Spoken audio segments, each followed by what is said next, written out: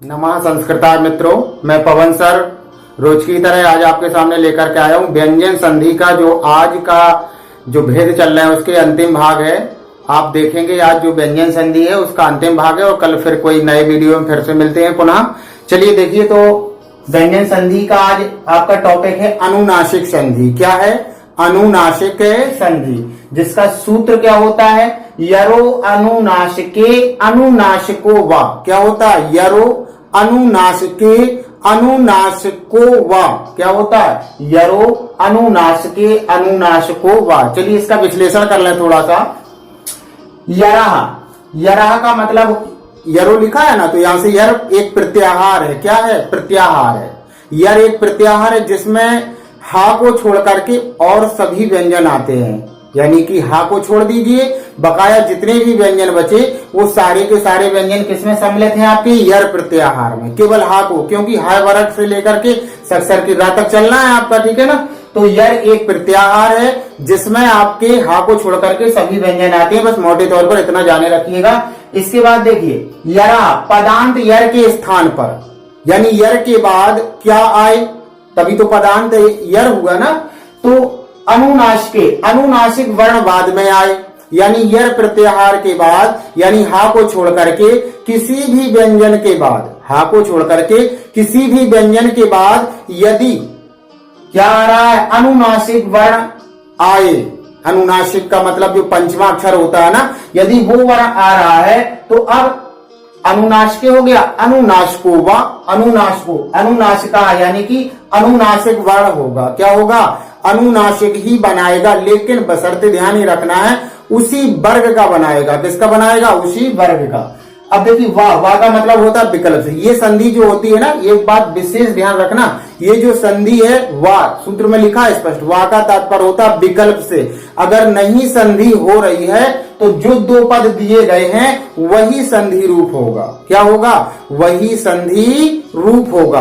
अब ऐसा किनके साथ होगा? चलिए, वर्ग तो आपके पास 5 है, इनमें पंचमा अक्षर है, तो इनके बाद यदि ये आ रहे हैं तो इनका बना देंगे। अब और बकाया जो व्यंजन बने हैं, बचे हैं, उनका क्या होगा?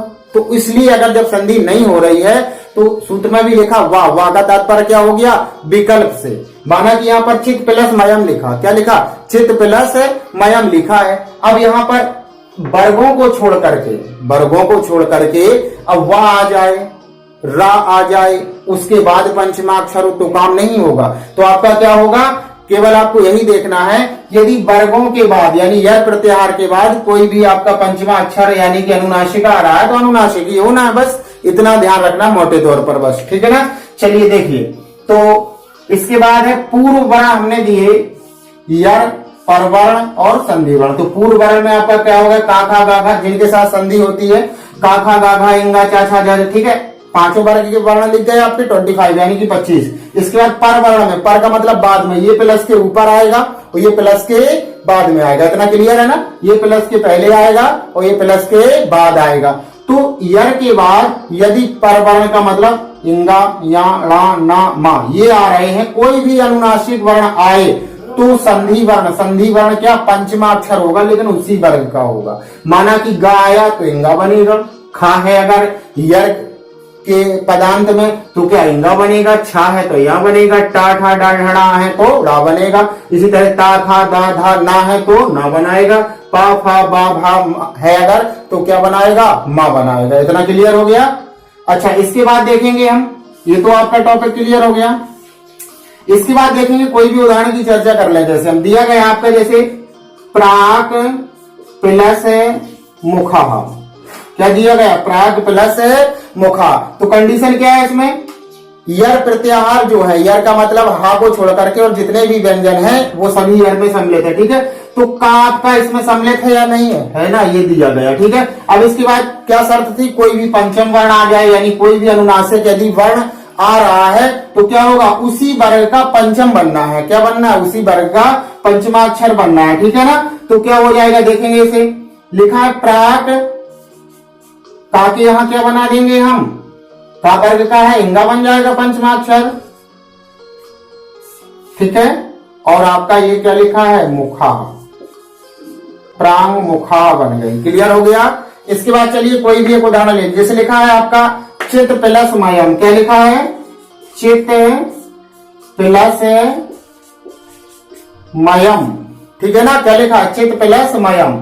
अच्छा देखिए, ताब है आपका, तो ता वर्ग देखिए, ता ये दिया, इसका पंचमा अक्षर क्या है आपको, ये भी ध्यान देना इसमें, यहां पर भी पंचमा अक्षर होना चाहिए। अच्छा, ये शर्त नहीं है इसमें कि माँ ही आए, 5 इन वर्गों के बाद कोई भी पंचमा अक्षर आ जाए, क्योंकि बदलेगा तो इसका लिखा है स्पष्ट आपका कि पदांत यर के स्थान पर होना है। किसके स्थान पर होना है? पदांत यर के स्थान पर होना है, ठीक है ना?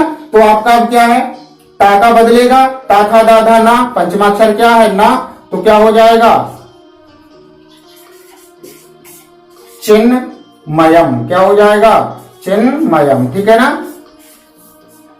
चलिए, तो इसके बाद आपके पास प्रांगमुखा और चित प्लस मयम, 2 एग्जाम्पल हम समझा दिए। इसके बाद आपके पास सट प्लस मुखा, दिक प्लस नाथा, सद प्लस मति और जगत प्लस नाथा।